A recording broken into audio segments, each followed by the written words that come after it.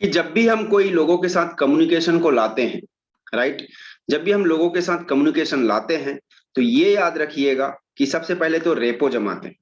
कोई भी चीज हो, आपकी बातों को रखने के पहले आपको रेपो लाना पड़ेगा, उसके साथ रेपो में बैठना पड़ेगा। और दूसरा चीज है कि जब वो रेपो में आ गया तो हमें रेपो मेंटेन भी करना पड़ता है। ऐसा नहीं है कि हम किसी के साथ रेपो में आ गए, तालमेल में बैठ गए तो हमेशा तालमेल में रहेगी, ऐसा कोई जरूरी नहीं है। हम रेपो से बाहर भी जा सकते हैं जब हमारी बातों की असहमति बनेगी। हम जब तक हमारे रेपो फ्रीक्वेंसी, हमारी सहमति बैठती है, तब तक हम उसके साथ में हमारी ये सभी चीजें बैठेंगी तालमेल। और जब हमारी असहमति हो जाएंगी कोई भी चीजों से, तो हमारी तालमेल हट जाती है। तो हमें कोई भी चीजों को लोग जो बोल रहे हैं उनके साथ ऐसा जरूरी नहीं है कि ये सहमति बनाने के लिए हमें उनके हर बातों को मानना पड़ेगा। बिल्कुल नहीं। आप उनके बातों को नहीं मानेंगे तो भी चलेगा, लेकिन आपको ये सीखना पड़ेगा कि कुछ ऐसे शब्द होते हैं जिसको उपयोग ना करें। जब भी लोगों के साथ बात करें तो कुछ ऐसे शब्द होते हैं जिसका उपयोग आप ना करें। अगर इसका उपयोग आप करते हैं तो आपकी जो तालमेल है वो टूट सकती है। हिंदी में भी कुछ ऐसे शब्द हैं जिसका उपयोग आप ना करें लोगों के साथ। अगर वो शब्द का आप उपयोग कर देते हैं तो आपकी जो तालमेल बैठी हुई है, जो लोगों के साथ रेपो बैठी हुई है, वो टूट सकती है। तो हमेशा ये ध्यान रखें। मैं एक चीज याद कराना चाहूंगा सबको कि देखिए कि दुनिया में ऐसा कोई भी चीज नहीं है या ऐसे लोग नहीं हैं जो आपको अपोज करेंगे, बिल्कुल नहीं। लोग सुनते हैं, लेकिन आपकी अगर भाषा में वो फ्लेक्सिबिलिटी नहीं रहेंगी, है ना, कि लोग उसको, उसके पास विकल्प ना हो, तो वो उसको अवॉइड करेंगे, तब प्रतिरोध करेंगे। अगर आप भाषा ऐसा उपयोग करते हैं कि उसके पास वैकल्पिक भाषा बोलते हैं इसको, आप अगर वैकल्पिक भाषा को उपयोग करते हैं तो उनके पास भी विकल्प होंगे कोई भी चीजों को। और जब हमारे साथ में विकल्प होते हैं तो लोग उसको कभी भी रजिस्टेंस या प्रतिरोध नहीं करते हैं। क्योंकि आप सोचिए तो सही कि अगर आपके पास 4 ऑप्शन दिए गए हैं प्रश्न के, ए बी सी डी, तो कोई भी ऑप्शन को आप टिक लगा सकते हैं। आपके पास 4 विकल्प दिए गए हैं। तो उसी प्रकार हम भी जब भी बातें करें तो हम ऐसे वैकल्पिक भाषा में बात करें कि हमें उसके विरोध ना मिले। और अगर आपको विरोध मिल रहा है तो ये आप जानिए कि हम कहीं ना कहीं, हमारी कम्युनिकेशन है वो फ्लेक्सिबल नहीं है, फ्लेक्सिबल इनफ नहीं है ना। तो वही मैं बोल रहा हूं कि आज हम देखेंगे कि कैसे लोगों के रेजिस्टेंस को हैंडल किया जाए। रेजिस्टेंस को हैंडल करना मतलब उसकी प्रतिरोधक जो ये चीज है, लोगों से प्रतिरोध आती, मना ही कर देते हैं, कोई चीजों को मना करते हैं। तो उसको कैसे हैंडल करें, कैसे हम चीजों को रखें ताकि वो मना ना कर पाए, और कैसे हम रेपो जो बिल्ड हुआ है वो तालमेल चलता ही रहे, क्या चीज करें। तो उसी को फर्स्ट हम देखेंगे। मैं स्क्रीन शेयर करता हूं।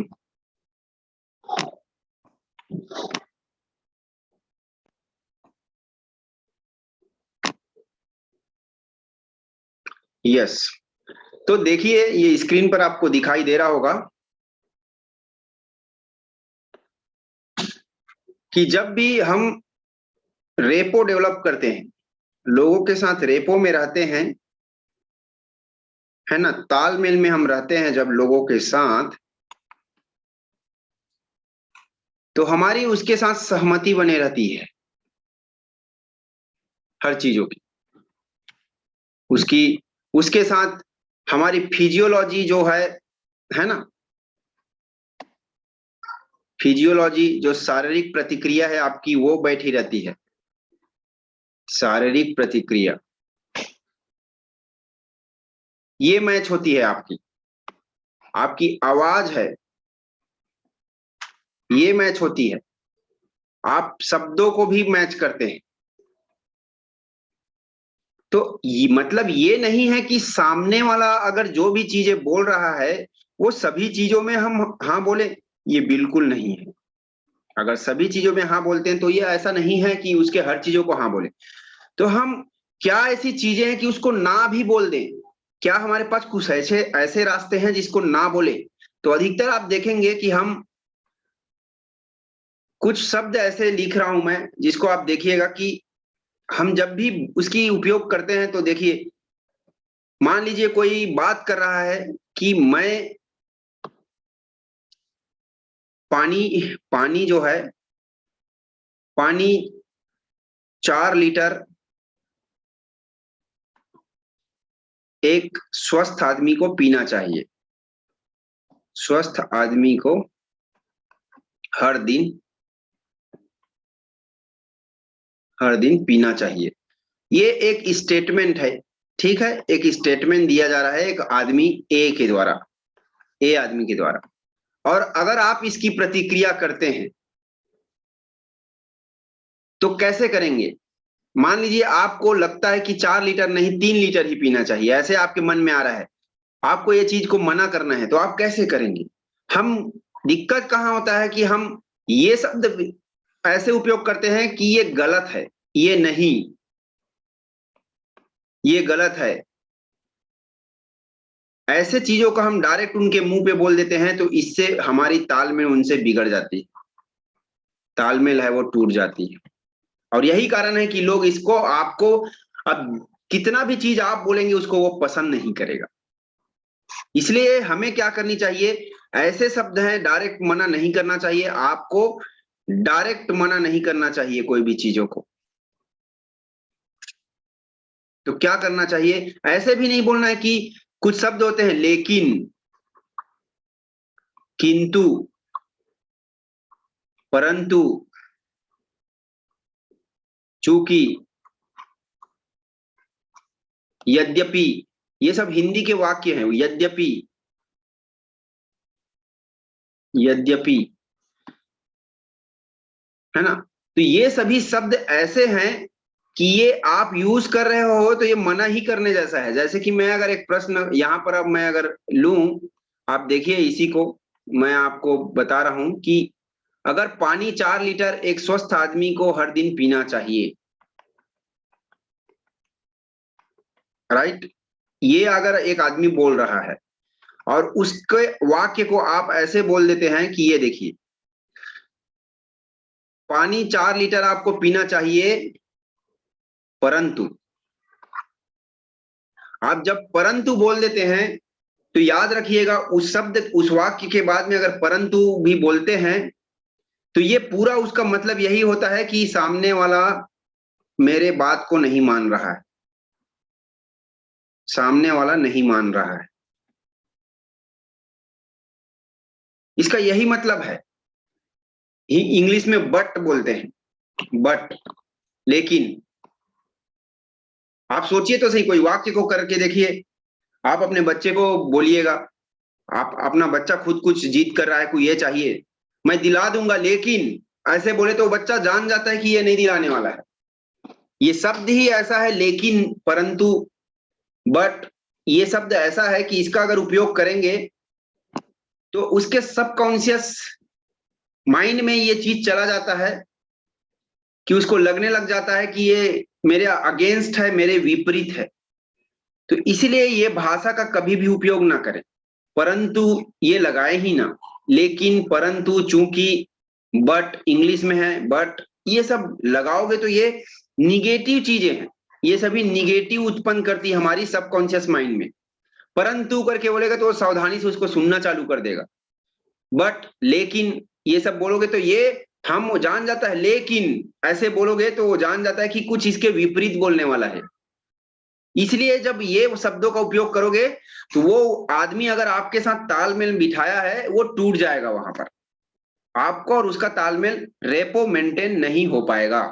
तो क्या ऐसे शब्द हैं जिसका हम उपयोग करें, और साथ ही ये भी देखें कि हम उसके हर चीजों को माने ना। हमारी जो एक्सप्रेशन है, फ्रीडम ऑफ एक्सप्रेशन बोलते हैं, हम जिसको हम अपने प्रकट करना चाहते हैं, खुद हम बताना चाहते हैं, तो क्या ऐसे शब्दों का उपयोग करके हम अपने आप को भी बता दें और सामने वाले से तालमेल ना टूटे।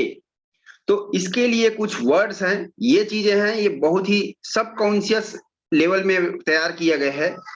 तो इसमें पहला है, देखिए, इंग्लिश में बोलते हैं आई अप्रिसिएट,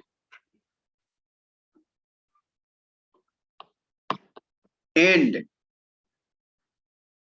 ये वर्ड पहले यूज करना है, कभी भी बट नहीं लगाना है, एंड लगाना है। इसको हिंदी में बोलते हैं मैं सराहना करता हूं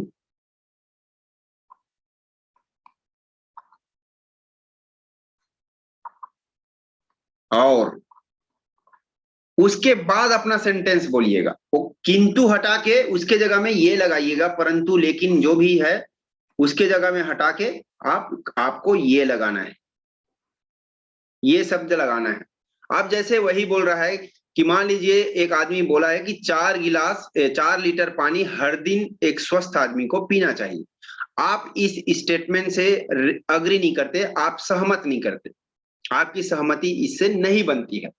तो आपको क्या बोलना है, आप पहले बोल रहे थे 4 गिलास नहीं परंतु हमें, ये सॉरी 4 लीटर नहीं हमें परंतु 2 लीटर पीना चाहिए, आप ये बोल रहे हैं। तो उसके अपोजिट बोल दिए, मतलब वो आपके रेपो में आपके साथ नहीं रहेंगे, आपकी बातों को वो मानेगा ही नहीं, आप अलग हो गए उनसे। हमें ये बोलना चाहिए मैं आपकी बातों को सराहना करता हूं कि आपको बहुत अच्छा नॉलेज है, और उसमें ही आगे मैं बताता हूं कि हमें कई बार ऐसे भी लोग हैं जहां पर हम 2 लीटर पानी भी पिए तो चलता है, मेरी यह सोच है। ऐसा अगर बोलते हैं तो वो उतना अपोज नहीं करेगा, ठीक है सही बात है करके, हो सकता है करके वो बोलेगा। आप क्या सोचते हैं? मैं आपका सराहना करता हूं, आपने जो भी बोला वो सही है, और उसके आगे मैं ये भी बताना चाहता हूं कि कहीं पर हम ऐसे भी पढ़े हैं या कहीं कहीं से हम ये भी जानते हैं कि 3 लीटर पानी भी चलता है लोगों को एक दिन में। अगर ये वाक्य आप बोलते हैं तो उसका तालमेल आपके साथ बना ही रहेगा, वो आपको गलत नहीं मानेगा, वो बोलेगा हाँ हो सकता है, ये भी हो सकता है। तो ये वर्ड को ऐसे उपयोग करिएगा, ये बहुत जरूरी है, इसको वैसे ही उपयोग करना, ठीक है। इसको आप वैसा लिख लीजिए, मैं सराहना करता हूं, ये जो जो भी चीजें आप लेकिन यूज करते हैं उसके जगह यूज कर सकते हैं ये इतना को। दूसरा है, दूसरा वर्ड है आई रेस्पेक्ट। जहां पर बहुत ज्यादा झगड़ा होने जैसा हो रहा है, जहां पर बहुत झगड़ा जैसे बातों में उलझने वाला है, तो वहां पर ये बोलिए मैं आपका बात मानूंगा ही नहीं, ऐसे नहीं, आप उसको ये बोलिए कि आई रेस्पेक्ट एंड, ऐसे बात करिए। वहां पर ये लगाना पड़ेगा आपको, रेस्पेक्ट लगाना पड़ेगा। मैं, आप रेस्पेक्ट को बोलते हैं मैं आदर करता हूं आपका, मैं आदर करता हूं, और उसी में आगे वो आगे बताना चाहता हूं, बोलिए उसी में आगे, उसी में आगे बताना चाहता हूं, ताकि उसको लगे कि मेरे साथ ही बता रहा है वो। उसी में आगे बताना चाहता हूं, उसी में मैं ऐड करना चाहता हूं, उसी में मैं शब्द जोड़ना चाहता हूं, ऐसे बात करिए। उसी के साइड से ही अपनी जो परसेप्शन है उसको रखिए। तो ये एक दूसरा है जिसको आप रख सकते हैं, जहां पर बहुत विवाद जैसे होने वाला है तो वो आदमी आपको विवादित नहीं लगेगा। और तीसरा चीज है,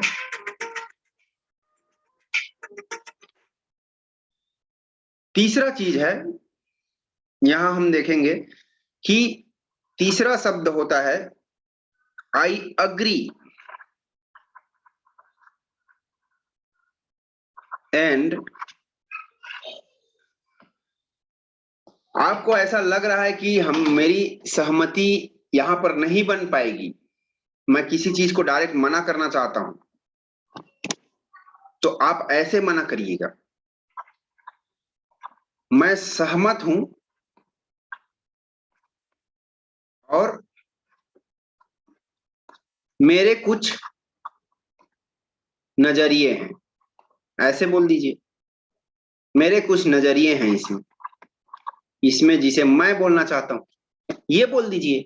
मैं सहमत हूं और इसमें कुछ मेरे नजरिए हैं जिसे मैं बोलना चाहता हूं, ये बोल के आप आगे बढ़िए। आपकी बातों को वो निगेटिव नहीं लेगा। लेकिन आप अगर शुरुआत करते मैं सहमत नहीं हूं, या बोलेंगे मैं सहमत हूं लेकिन, ऐसा बोलोगे तो गया वो। लेकिन शब्द ऐसा है कि वो पूरी निगेटिव को दिखाता है। तो मैं सहमत हूं और मेरे कुछ नजरिए हैं, इसको देखने के या इसमें आगे बताने के। ये शब्द आप उपयोग करिए। ये 3 शब्द ऐसे हैं कि ये कोई भी आदमी अगर आपको प्रतिरोध कर रहा है, आपके साथ तालमेल में बैठा है, उसको आप बना के रख सकते हैं, वो टूटेगा नहीं। जब वार्तालाप लंबा चल रहा है तो इसको बार बार आप ऐसे उपयोग कर सकते हैं। और जब भी आप याद रखिएगा, जब भी तालमेल, जब ये सब प्रतिरोध जो होती है ना, जो प्रतिरोध होती है बातों की, उसको सॉल्व करने के लिए, है ना, हम लोग 2 तरीके ना अपनाते हैं। पहला है रीडिफाइन, जिसको अभी बताया कि शब्दों में रीडिफाइन कर दीजिए, है ना, रीडिफाइन कर दिए कि वो बोल रहा है 4 लीटर पानी, हमने वही चीज बोला लेकिन उसको अलग डिफाइन करके बोल दिया। हमारी हमारी जो है उसको सहमति है या नहीं, वो अलग अलग भाषा का उपयोग करके हमने बोल दिया। और दूसरा बोलते हैं पैटर्न ब्रेकिंग। पैटर्न ब्रेकिंग, जिसको हम लोग रीफ्रेमिंग भी बोलते हैं। आगे हम लोग देखेंगे इसको रीफ्रेमिंग बोलते हैं। ये सभी अभी डिटेल में बताएंगे कि रीफ्रेमिंग क्या होता है। तो पैटर्न, ये रीडिफाइन अभी देखे कि अपने वाक्य को कैसे बट के जगह एंड लगा दे, चूंकि परंतु लेकिन के जगह में और लगा के बात करें, वैसा मैं सहमत हूं और मेरी कुछ पॉइंट ऑफ व्यू है, नजरिए हैं, उसको मैं बताना चाहता हूं। और पैटर्न ब्रेकिंग क्या होता है वो हम लोग अभी देखेंगे, जो अभी रीफ्रेमिंग में है। तो ये 2 चीजें करोगे तो आपकी जो प्रतिरोध आ रही है वो सॉल्व हो जाएगी, आपको कोई अपोज नहीं करेगा। तो मैं ये बताना चाहता हूं कि दुनिया में लोग अपोज नहीं करते हैं, कभी भी लोग अपोज नहीं करते हैं, केवल उनको आप ऑप्शन नहीं दे पाते। आप बात करते हैं तो उनको ऑप्शन नहीं मिलता, इसलिए वो लोग आपसे, विकल्प नहीं मिल रहा है करके वो लोग आपको अपोज करते हैं। तो नेक्स्ट हम देखेंगे कि ये है दृष्टिकोण की शक्ति, जिसको रीफ्रेमिंग बोलते हैं, द पावर ऑफ प्रोस्पेक्टिव, है ना। रीफ्रेमिंग एक ऐसा चीज है कि उसको अगर मैं समझाना चाहूंगा रीफ्रेमिंग क्या है अगर डिटेल में, तो देखिए इसको बहुत, इतना जबरदस्त चीज है। रीफ्रेमिंग लाइफ में हमेशा उपयोग करना चाहिए। अगर देखिए, जीवन कभी भी स्थिर नहीं है, एक चीज याद रखिएगा। जिस स्थिर जीवन हमेशा चलायमान है, चल रही है। और केवल वही लोग जो अपना मन नहीं बदल पाते, है ना, और जो अपने आप, जो वो अयोग्य हो जाते हैं, है ना, और जो लोग सोचते हैं कि हम नहीं कर सकते, वही सीधा बोलते हैं कि एक कहावत है, वही लोग जो अपना मन नहीं बदलते और अपने अपने मन को नहीं बदल पाते, वो सीधा कब्रिस्तान की रास्ता चुनते हैं। और बाकी जो मन को बदल लेते हैं, जो चीजों को, वो केवल धरती पर इंजॉय करते हैं, बोलते हैं। एक कहावत है पुरानी कि जो जिसकी मृत्यु हो रही है उसको जीने नहीं आया, बोलते हैं, और जो जीवित है आज, वो आज इंजॉय कर रहा है रीफ्रेमिंग करके, अपने माइंड को चेंज करके। तो अगर आपको मैं एक फुट स्टेप, मैं उदाहरण देकर बताऊं कि अगर मान लीजिए कोई फुट स्टेप है, मतलब पैरों की आवाज है, कोई पैरों की आवाज आपको आ रही है, तो आप क्या सोचेंगे? आप सोचिए, जस्ट एक सेकेंड सोचिए कि अगर आपको कोई पैरों की आवाज आ रही है रात में, मैं बोल रहा हूं ये रात में आपको पैरों की आवाज आ रही है, तो आप क्या सोचेंगे? इसका मतलब क्या होगा आपके लिए? इसका मतलब क्या होगा? और दूसरा मैं बोलूंगा कि अगर पैरों का आवाज आपको दिन में आ रहा है, तो इसका मतलब क्या होगा? आप देखेंगे कि ये दोनों के मतलब अलग ही होंगे। पैरों का आवाज एक ही है, रात में आ रहा है तो एक आदमी अपने अनुभव से बोलेगा कि ये भूत का हो सकता है। एक आदमी बोल सकता है कि मेरा पति अभी ड्यूटी से आ रहा है, उसका हो सकता है। और एक आदमी कोई दूसरा मीनिंग दे सकता है और भी। तो ये सभी अलग अलग कैसे बन रहा है? ये अपने अनुभव से बना रहे लोग। कभी भी कोई भी शब्दों का, है ना, जो भी चीज है, जो भी शब्द है, उसकी आदमी लोग अलग अलग अर्थ बनाते हैं अपने अनुभव के आधार पर, क्योंकि उसको अलग फ्रेम में बिठाया जा रहा है। राइट? अलग अलग फ्रेम में बिठाते हैं तो अलग अलग उसकी मतलब निकलती है। एक आदमी भूत का अनुभव है उस वाला फ्रेम में दिखाया तो उसको डर लग रहा है। दूसरा उसका पति का एक एक आदमी कोई लेडी है अपने पति के ड्यूटी आने का वेट कर रहा है तो उसको लगेगा कि उसके हस्बैंड आ रहे हैं, उसको वो मतलब बनेगा, उसको डर नहीं आएगा। तो अगर आप फ्रेम को चेंज करते हैं, राइट, इसका मतलब है कि यह कि कोई भी चीजों का अनुभव जो है ना, एक्सपीरियंस है, आपके जीवन का इस बात पर निर्भर करता है कि आप उसको कौन से फ्रेम में लगा के देखते हैं।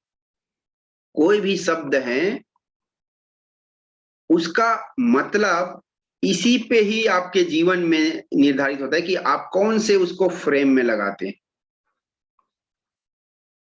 मैंगो आपके लिए खराब हो सकता है, आपने खराब फ्रेम में लगा के अगर अनुभव किया है तो। ऑरेंज आपके लिए खराब हो सकते हैं अगर आप उसको खराब फ्रेम में लगाए होंगे तो शब्दों का मतलब ही अपने जीवन में निर्धारित होता है कि आप कौन से फ्रेम से उसको देख रहे हैं। और अगर आप फ्रेम को चेंज कर देंगे, राइट, अगर फ्रेम में अगर बदलाव कर देंगे तो उसका मतलब ही बदल जाता है। जैसे कि मैं बता रहा हूं कि यहां पर पैरों की आवाज एक फ्रेम है, एक पैरों की आवाज को आप दिन के फ्रेम में डाल दीजिए। दिन में आप स्टोरी बोलिए कि दिन में पैरों की आवाज आ रही थी, तो बच्चे क्या सोचेंगे, हाँ आगे क्या हुआ बोलेंगे। लेकिन रात में अगर बोलेंगे कि रात में पैरों की आवाज आ रही है, तो बच्चे यहाँ डरेंगे। तो यहां पर आप दिन के फ्रेम से रात का फ्रेम लगा रहे हैं, तो यहाँ चेंज हो जा रहा है। तो इसी को ही बोलते हैं कि, है ना, जो ये चीज है सबसे प्रभावशाली बदलाव है ना, अपने आप में लोगों का जो ये फ्रेम को बदल के लाते हैं, ये बहुत बड़ा प्रभावशाली एक मीनिंग मतलब में जो बदलाव लाता है फ्रेमिंग, जिसको फ्रेम को बदल के लाते हैं। और यही बदलने की जो प्रक्रिया है उसी को रीफ्रेमिंग बोलते हैं। हम बहुत सारे रीफ्रेमिंग जो प्री सपोजिशंस पढ़े हैं वो सभी रीफ्रेमिंग है। कोई सपना देखा, मान लीजिए कोई सपना देखा रात सुबह बहुत भयानक, कोई सपना देखा भयानक, ठीक, किसी के बहुत भयंकर सपना देखा मरने का, मान लो मरने का, उसको बहुत डर लग गया और सुबह वो जैसे ही उठ गया कोई, वो रोने लग गया, रोने लग गया और आप उसके सामने बैठे हैं। अब आप बताइए कि क्या करेंगे आप अगर बोलते हैं कि ये झूठ है, ये ऐसा सच ना सपना सच नहीं होता, उसको कोई फील कोई चेंज नहीं आएगा इसमें, उसको ये इमोशन लाएगा ही। लेकिन इसको आप दूसरे फ्रेम में देख देते हैं, इसको आप बोल दीजिए, ये फ्रेम ही चेंज कर दो ना, इसका मतलब चेंज हो जाएगा। अगर मैं बोलूं कि कोई सपना देख के भयानक पीछे नीचे रो रहा है, किसी के मरने का सपना देख लिया सुबह रो रहा है, आप उनको बोलिए अच्छा आपने मरने का सपना देखा किसी का, तब तो लाइफ उसका और बड़ा हो जाएगा। इसका मतलब है लाइफ और बड़ा हो जाएगा। कैसे? क्योंकि सुबह सुबह जब ऐसे सपने देखते हैं तो उसका लाइफ बड़ा हो जाता है। अब कैसे लगेगा उसको? इसी को बोलते हैं रीफ्रेमिंग। आप उसको दूसरे विषय पर चेंज कर देना, आप उसको दूसरे अनुभव पर चेंज कर देना, दूसरे जगह पर उठाकर रख देना, वो शब्दों को रीफ्रेमिंग कहा जाता है। अगर मैं बोलता हूं कि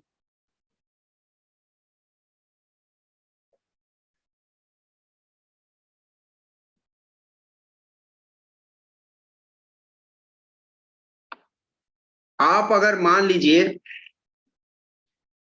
मैंगो है, मैंगो का एक डब्बा है, ये मैंगो भरा रहता है ना, उसमें मैंगो भरा है, ये अगर रोड में गिरा है, रोड में पड़ा है ऐसे, तो क्या होगा इसका मतलब? आप बताइए। ये यही होगा कि कोई भूल गया है या गिर गया है, इसका मतलब यह है मैंगो। और यही अगर ट्रक में जा रहा है, यही अगर रोड में जा रहा है, तो क्या आप बोलेंगे? मैंगो जा रहा है, ट्रांसपोर्ट हो रहा है, उसका मतलब हो गया। और यही डब्बा अगर एक आदमी लेके सामने बाजार में बैठा है, तो क्या हो गया? मैंगो बेच रहा है। मतलब ये बॉक्स सब जगह एक ही है, ये रोड में गिरा था वही बॉक्स है, ये बेच रहा है वही बॉक्स है। इसको जब अलग अलग जगह रख रहे हैं तो इसका अर्थ चेंज हो रहा है, और इसी को बोलते हैं रीफ्रेमिंग। याद रखिए। और रीफ्रेमिंग इतना बेहतरीन शब्द है, इतना बेहतरीन प्रोसेस है एक्चुअली। अगर जानिए रीफ्रेमिंग क्यों उपयोग करना चाहिए। रीफ्रेमिंग, अगर आपको निगेटिव आता है, कोई शब्द निगेटिव कर दे, छाती पे लगती है, कोई चीजें आपको आघात पहुंचाती है, आप रीफ्रेमिंग का उपयोग करें। कुछ लोगों को रीफ्रेमिंग नहीं आता है, कुछ लोगों को तो वो अंदर अलग अनुभव। मेरे बच्चे तो हमेशा चिल्लाते रहते, मेरे हस्बैंड तो हमेशा मेरे को गाली देते रहते, मेरी सास मेरे को पसंद नहीं करती। बहुत सारे ऐसे शब्द मिलते हैं जिसको हमें रीफ्रेम करना चाहिए, उससे हमें आगे बढ़ने की हमें पॉजिटिव मिलती है। जैसे कि मैं कुछ उदाहरण आपको बताऊंगा, आप लोग सोचिएगा कि क्या बोला जा सकता है। रीफ्रेमिंग का मैं शब्द बताता हूं, कुछ ऐसे शब्द हैं जिसको हम लिख के मैं बताऊंगा कि इसको क्या बोला जा सकता है, आप खुद ही बताइएगा। आप लोग बोल भी सकते हैं। ये पहला शब्द मैं लिख रहा हूं कि मान लीजिए कोई नौकरी करता है, वो बोल रहा है कि मेरा बॉस, मेरा साहब जो है, साहब मेरे पर चिल्लाता ही रहता है, चिल्लाता ही रहता है। ठीक है। ये एक शब्द है जो आपको, आप बोल रहे हैं, आपको ऐसा है, आपका साहब बहुत चिल्लाता है, आप बोल रहे हैं कि मेरा साहब तो मेरे मेरे पर हमेशा चिल्लाता ही रहता है, तो आप क्या बोलेंगे। ये एक शब्द है, आप इसको कैसा देखेंगे। रिफ्रेमिंग क्या हो सकता है। आप सोचिए कि मान लीजिए आपकी रिफ्रेमिंग ऐसी है, ये देखिए मैं यहाँ शेयर कर रहा हूं, आपको लग रहा है कि मेरा साहब मेरे पर चिल्लाता ही रहता है। ये एक शब्द है, आपका साहब आप पे चिल्लाता है, आप दुखी भी हो सकते हैं इससे कि अरे यार मेरा साहब खराब है, बहुत चिल्लाते ही रहता है, मुझे दिमाग खराब कर देता है। ये एक भाषा आपकी हो सकती है। लेकिन जब इसमें रीफ्रेम लगाएंगे, रीफ्रेमिंग करेंगे तो क्या बोलेंगे, क्या हो सकता है। रीफ्रेमिंग करेंगे तो आप जस्ट सोचिए, अगर मैं इसको बताऊं, इसको रीफ्रेमिंग करेंगे तो इसका अर्थ चेंज हो जाएगा। अभी देखिए कि आप देख रहे हैं कि मेरा साहब मेरे पे चिल्लाते रहता है, तो ये निगेटिव आ रहा है, अभी नकारात्मक है इसकी मीनिंग, आपके लाइफ में नकारात्मक है। क्या आ रहा है, नकारात्मक आ रहा है आपके आपके जीवन में कि ये मेरे पे चिल्लाते रहता है, मजा नहीं आता इसके साथ, तो आपको निगेटिव आ रहा है इससे। लेकिन मैं इसको एक दूसरा फ्रेम में डालूंगा तो ये सकारात्मक हो जाएगा, यही शब्द सकारात्मक आपको लाएगा। कैसे, अभी देखिए। इसको चेंज कैसे करते हैं उसको मैं बता रहा हूं। मेरा साहब मेरे पे चिल्लाता ही रहता है क्योंकि, आप आगे बोलिए अब, क्योंकि वो मेरे लिए बहुत केयर करता है। ये भी तो बोल हो सकता है ना, आप पे चिल्ला क्यों रहा है, वो आपके लिए बहुत केयर करता है, वो आपकी चिंता करता है वो, नहीं तो आपको नौकरी से भी तो निकाल सकता था, चिल्लाएगा क्यों। मेरा साहब मेरे पे बहुत चिल्लाता ही रहता है क्योंकि मेरे लिए बहुत केयर करता है। यहाँ आगे आप शब्द अपने मन में जोड़िए इसको, क्योंकि ये इसको इसी को बोलते हैं रीफ्रेमिंग। आप यहाँ रीफ्रेमिंग लगा रहे हैं इस शब्द में, क्योंकि वो मेरे मेरे लिए चिंता करता है।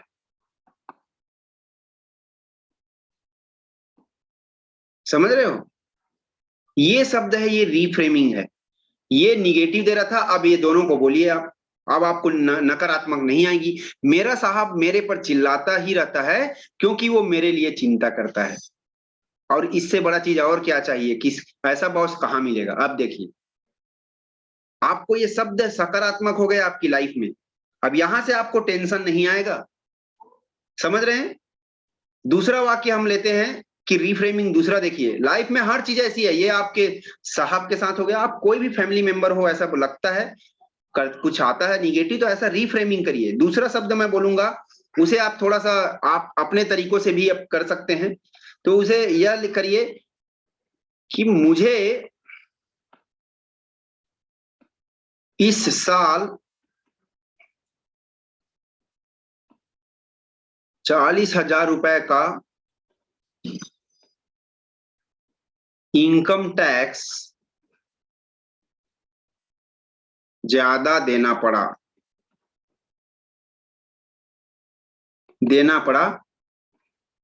बीते वर्ष की अपेक्षा, बीते वर्ष की अपेक्षा।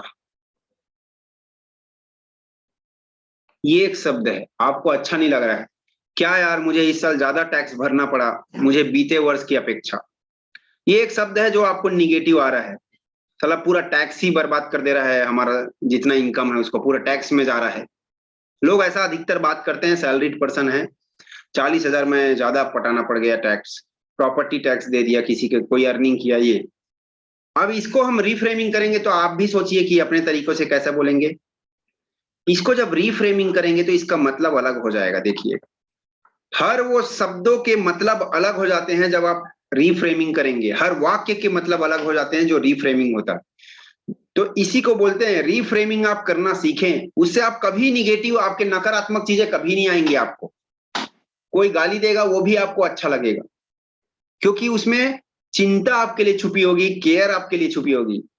आपकी वाइफ आपसे कुछ बोल रही है, चिड़चिड़ा रही है, झगड़ा हो रहा है कोई, यह हर जगह होता है कभी कभार, तो उसको आप नकारात्मक ना ले, उसमें केयर है, चिंता है, तभी तो वो बोल रही है। ये एक रिफ्रेमिंग है। मुझे इस साल 40,000 का इनकम टैक्स ज्यादा देना पड़ा बीते वर्ष की अपेक्षा, ये बात हो के वो नकारात्मक आ रहा है उसके अंदर। आप बोलिए कि बहुत अच्छा,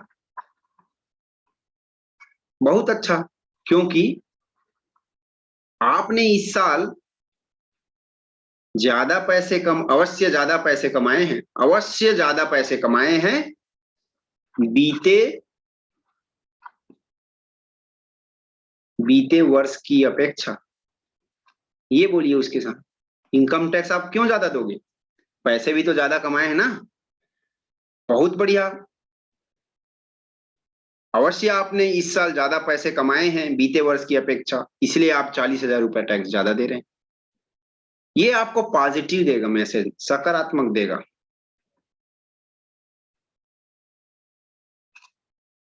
आप यहाँ क्या खोए हैं उसको देख रहे हैं, यहाँ हम क्या पाए हैं उसको देख रहे हैं। समझ रहे हैं, हर चीजों में गेन और पेन दोनों होता है। आप एक चीज, हर एक चीज उठा के देखिए, आप कोई कुछ चीज खो भी रहे होंगे और कुछ चीज पा भी रहे होंगे उससे, हर चीजों में। अब आपके लाइफ में उस वस्तु का मतलब यही निर्धारित करेगा कि आप क्या चीज को देख रहे हैं, जो खो रहे हैं उसे देख रहे हैं या पा रहे हैं उसे देख रहे हैं, और वहां से आपके जिंदगी में वो वस्तु वैसा मतलब लाएगा। आप नौकरी करने जाते हैं, आप अपनी दर्द को बोल रहे हैं, क्या यार 8 घंटा पूरा दिमाग बॉडी पूरा गर्म हो जाता है, बॉडी टूट जाता है, उसमें रीफ्रेम लगाइए। आपको ऐसे लगता है तो बहुत बढ़िया है, और उसी के बदले 8 घंटे का आपको इतना सैलरी देता है वो, ये आप पा रहे हैं उधर, और आप खो रहे हैं उसके बारे में बात कर रहे हैं। हमेशा पा रहे हैं उसको देखिए, वो रीफ्रेमिंग में लगा दीजिए, तो वहां उसका मतलब बदल जाता है। वही हम एक और शब्द देखते हैं कि रीफ्रेमिंग में एक और शब्द देखिए, बहुत जबरदस्त है। कोई बोल रहा है कि हमारे पास कोई एक्स्ट्रा पैसा नहीं है कि त्योहार में गिफ्ट ले सके, हमारे पास एक्स्ट्रा पैसा नहीं है कि हम त्योहार में गिफ्ट ले सके, गिफ्ट ले सके। अब ये एक मतलब है, उदासी सा है उसके मन में, कोई ऐसा बैठा है, उसको आप क्या बोलेंगे। उसमें भी रिफ्रेम लगाइए, हर चीजों में दो मीनिंग होती है। ये निगेटिव साइड दिख रहा है, अब जब इसमें रिफ्रेम लगाएंगे तो क्या बोला जा सकता है, आप भी सोचिए इसके बारे में।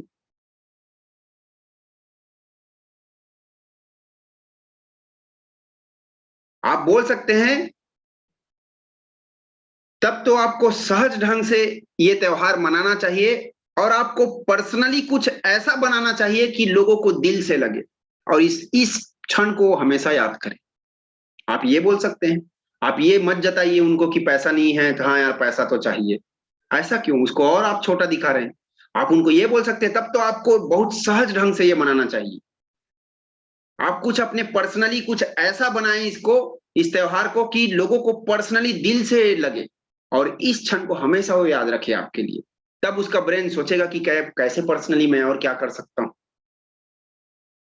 ये इसका रिफ्रेमिंग हो सकता है और इससे आपको सकारात्मक आएंगी। ये सकारात्मक देगा संदेश जब रिफ्रेम लगाएंगे।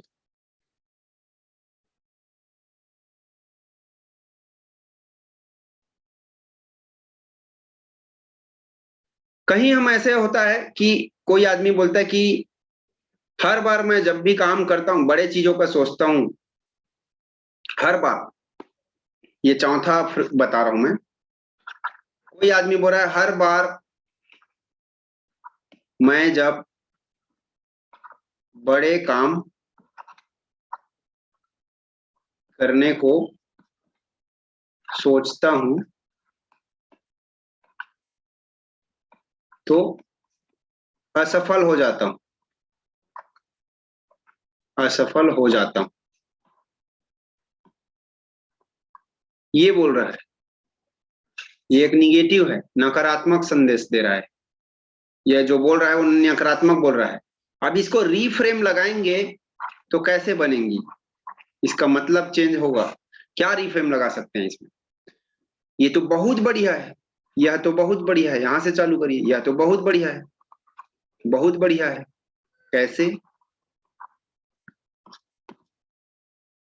अब आपको पता है, अब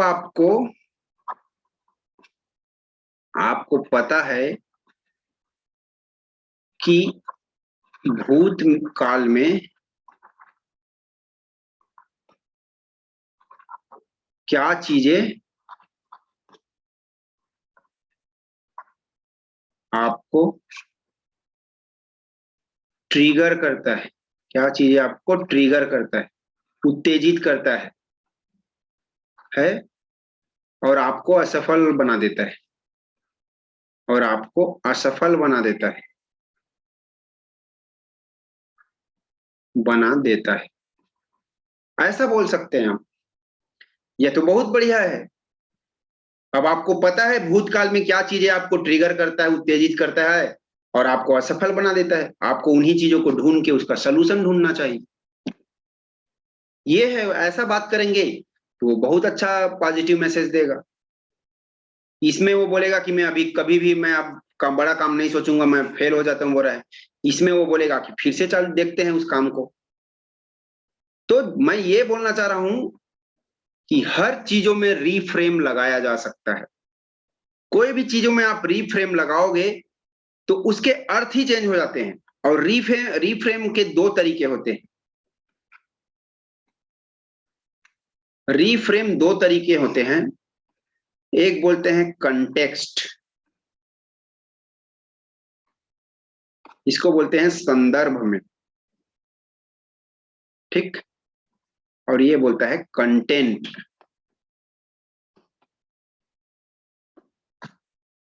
आप उसका संदर्भ चेंज कर देते हैं। कंटेक्स्ट मतलब क्या है? आप उसका संदर्भ चेंज कर दे रहे हैं।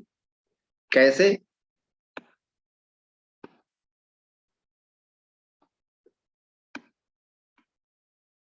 संदर्भ ही चेंज कर दे रहे हैं, कंटेक्स्ट ही चेंज कर दे रहे हैं। उसका उदाहरण मैं बताता हूं। कुछ लोग पहले बोले थे कि जब हमारे देश में या विदेश में जब ऑयल की कुआं खदान निकलना चालू होगा, पेट्रोल केमिकल ये सब निकलना चालू हो गया था, तो बोलते थे कि ये सभी ऑयल जो कंपनियां हैं ये आके बर्बाद कर देंगी हमारी सभी देश को। ऑयल की जो कंपनियां हैं, ऑयल जो निकालते हैं, ऑयल हमको खराब कर देगा, हमको और हमारे लाइफ को खराब कर देगा, खराब कर देगा। और हमारे हमारे सभी खेती बाड़ी को खत्म कर देगा, खेती बाड़ी को खत्म कर देगा, ऐसा बोला गया था। ये वेस्ट चीज है, ये काम कोई अच्छा नहीं है करके सब बोले थे। लेकिन इसी को आज आप देखिए कि कहाँ है। ऑयल आज यहाँ का सबसे, आज ऑयल आज बहुत अच्छा चीज हो गया, बेस्ट चीज हो गया है दुनिया का, जिससे सबसे ज्यादा पैसे कमा रहे। एक जगह जब पुराने टाइम में सोचेंगे तो यही बेकार चीज हो गया है, और इसकी जब दूसरा सिचुएशन अभी के टाइम में ला रहे हैं तो ये सबसे अच्छा चीज हो जा रहा है। तो अलग अलग सिचुएशन में, अलग अलग परिस्थितियों में इसको उठा के रख दोगे तो इसका मतलब दूसरा हो जाता है। कुछ लोग बोलते हैं कि वेस्ट मटेरियल, जैसे वेस्ट एक सॉ डस्ट आता है, सॉ डस्ट, बुरादा बोलते हैं ना कोई चीजों का। ये मिल वाले बोलते हैं अरे ये तो बहुत खराब चीज है, सॉ डस्ट पे पूरा उड़ रहा है, ये कचरा है, ये सब पर्यावरण को नष्ट कर देता है। लेकिन जो एक आदमी इसी को क्या बोल रहे, सॉ डस्ट तो मेरे लिए बहुत अच्छा चीज है बोलता है। क्यों? क्योंकि उन्होंने उसको गम लगा के, उसमें कुछ गोंद लगा के, उसको एक रोल जैसा उपयोग करके वो उसको अच्छा सा कोई प्लाईवुड बनाना चालू कर दिया। यहां पर इसका मीनिंग बेकार है, यहां पर इसका मीनिंग अच्छा है। अलग अलग सिचुएशन में अलग अलग उसका मतलब निकलता है। तो ये संदर्भ बोलते हैं, जहां पर उसकी परिस्थितियों को आप चेंज कर देते हैं। आप शब्दों को अलग जगह उपयोग कर देंगे तो अलग होते हैं, इसलिए आप तराशिए कि इसको दूसरा जगह कैसे रखा जा सकता है। इसको संदर्भ बोलते हैं। और दूसरा होता है कंटेंट, विषय उसकी। इसमें कंटेंट नहीं शब्द नहीं बदलते, लेकिन मतलब बदल जाता है। शब्द नहीं बदलते लेकिन मतलब बदल जाता है। जैसे कि कोई आदमी बोल रहा है, कोई आदमी बोल रहा है ये कि आपका बच्चा बहुत बात करता है, बच्चा बहुत बात करता है।